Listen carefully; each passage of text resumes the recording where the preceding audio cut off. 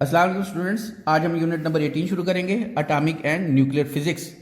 सबसे पहले तो एटॉमिक न्यूक्लियस के बारे में बात करेंगे। एटम जो था वो डिस्कवर किया गया था। ग्रीक्स का ख्याल था कि मैटर जो है वो छोटे पार्टिकल्स एटम से मिलकर बना है जो इनडिविजिबल हैं। रदरफोर्ड ने इसमें छोटा सा रीजन डिस्कवर किया था जिसको उसने न्यूक्लियस का नाम दिया था। इसके अंदर उसने कहा था कि प्रोटॉन और न्यूट्रॉन मौजूद होते हैं जिनको कलेक्टिवली न्यूक्लियस कहा गया था, और उसके अलावा इलेक्ट्रॉन्स जो हैं उसके बारे में उसने कहा था कि ये न्यूक्लियस के गिर्द रिवॉल्व करते हैं। ये आपने पहले भी पढ़ चुके हैं। इसके अलावा आज इसमें 2-3 आपके जो टर्म्स हैं उनको आपने डिफाइन करना है। सबसे पहले एटॉमिक नंबर है, जी से रिप्रेजेंट होता है। ये न्यूक्लियस के अंदर प्रोटॉन्स की तादाद को रिप्रेजेंट करता है। और न्यूट्रॉन नंबर जो है इसको एन से रिप्रेजेंट करते हैं। ये नंबर ऑफ न्यूट्रॉन्स जो न्यूक्लियस के अंदर मौजूद है उनको रिप्रेजेंट करता है।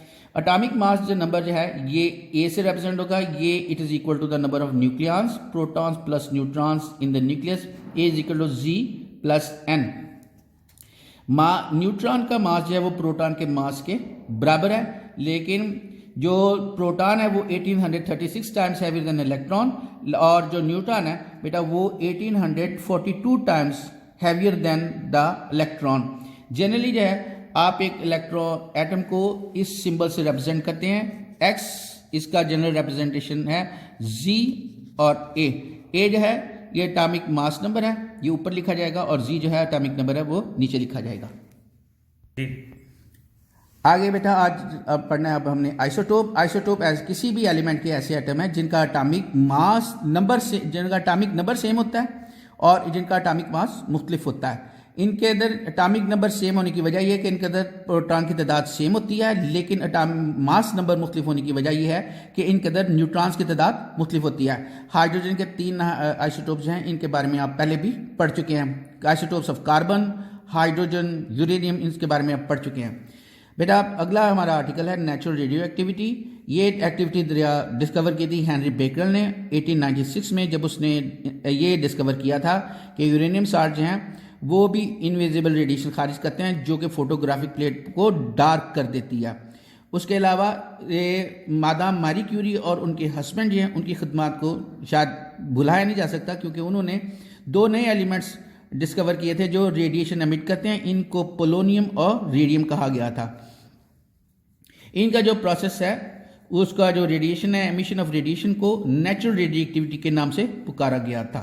नेचुरल रेडिएक्टिविटी की बेटा डेफिनेशन ये है, the spontaneous emission of radiation by unstable nuclei is called natural radioactivity. यानी स्पॉन्टेनियस एमिशन ऑफ रेडिएशन मुराद है खुद ब खुद रेडिएशन एमिट होने वाली रेडिएशन जो किसी अनस्टेबल न्यूक्लियाई से निकलती हैं, इसको नेचुरल रेडियोएक्टिविटी कहते हैं। यानी कुदरती तौर पर जिन न्यूक्लियर एटम्स की एनर्जी ज़्यादा हो जाती है वो अपनी एनर्जी जो है वो रेडिएशन की तरह नेचुरल रेडिएशन की शक्ल में खारिज करते रहते हैं। कहा देखा यह गया है कि जिन एटम्स का एटॉमिक नंबर 82 से बढ़ जाता है उनकी एनर्जी इतनी ज़्यादा हो जाती है कि उनके न्यूक्लियस से ये रेडिएशन खुद बहुत खारिज होती रहती हैं।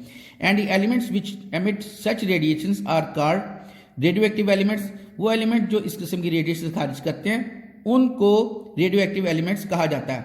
3 types of radiations are usually emitted by radioactive substances. They are alpha particles, beta particles and gamma rays या gamma rays. These 3 forms of radiations were studied by using this scheme. इस scheme के जरिए इनको study किया गया था। Radioactive source को lead block के अंदर रखा गया था, सिर्फ एक जगह पर सुराख रखा गया था जहां से ये नेचुरल रेडिएशंस खारिज होती हैं, और इनके गिर्द परपेंडिकुलर मैग्नेटिक फील्ड लगाया गया था। और अल्फा पार्टिकल नेगेटिव पोल की तरफ मुड़ गए थे, बीटा पार्टिकल पॉजिटिव पोल की तरफ मुड़ गए थे, और गामा रेज जो हैं वो न्यूट्रल हैं, वो सीधी फोटोग्राफिक प्लेट के साथ जाकर टकराती हैं। इस तरीके से ये इनकी स्टडी की गई थी। बेटा उम्मीद है आप समझ गए होंगे। इंशाल्लाह नेक्स्ट हम बैकग्राउंड रेडिएशंस के बारे में पढ़ेंगे। खुदा हाफिज़।